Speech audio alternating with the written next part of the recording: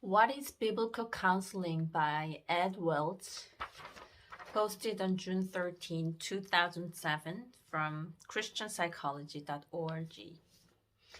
As a biblical counselor and one whose counseling career dates back to the late 1970s, I'm still trying to describe what I do.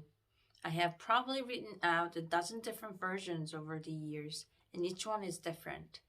I also go through spells where I prefer to illustrate it rather than try to describe or define it. Some of the developments in these versions and approaches are a result, I hope, of personal growth. Other changes are more related to the audience.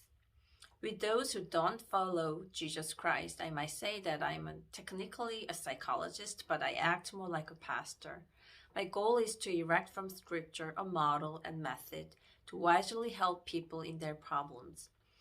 With other biblical counselors who tend toward the medical metaphor, such as diagnose the problem and dispense scriptural principles, I might describe biblical counseling as knowing a person well and bringing the gospel of Christ to that person in ways that are meaningful and direction-giving. With Christian counselors who are skeptical of biblical counseling and consider it shallow at best, who read it through the lens of J. Adams circa 1975, I don't really know how to define or describe it, but I'll try to describe a few of the pieces. I start with the person in front of me. I listen, enjoy them, and moved by what they say and how they say it. The prominent image for me is that I'm walking together with them. Though there had been a few times when I wanted to pop the person on the head as I was walking with them, I expect to learn from the person and be changed myself. The person probably knows that I feel blessed and honored that they would open difficult parts of their life to me. Why do I do this? Biblical counseling asks such questions. Bits of it are characterological. I would show small signs of some of these things even if I wasn't a Christian. But I do them because of scripture that the Spirit has applied to my heart. The person to whom I talk is created in the image of God, which means that he or she is fascinating, worthy of respect, and just plain likable. I expect to see evidences of their Creator in their lives. I walk along with them because if the person is a follower of Christ, they have the Spirit. Otherwise, they have an awareness of God and His voice, wisdom, is detectable to them. Then what? Usually it is wonderful improvisation. I know the scales, the basic storyline of the song, and how it ends, but each session will be unique. The song is about God and how all real change must go through the knowledge of Him. Principles might guide, but change is always about the person who changes us. More specifically, God has determined that real change goes through Christ and Him crucified. At this point, I could sound narrow. For example, what about the rest of the person? I have the spiritual stuff down, but I'm neglecting everything else. My theology, however, tells me that in all ways, we are connected to God. My understanding of people is not that they are body, soul, spirit, cognition, emotion, relational, and so on.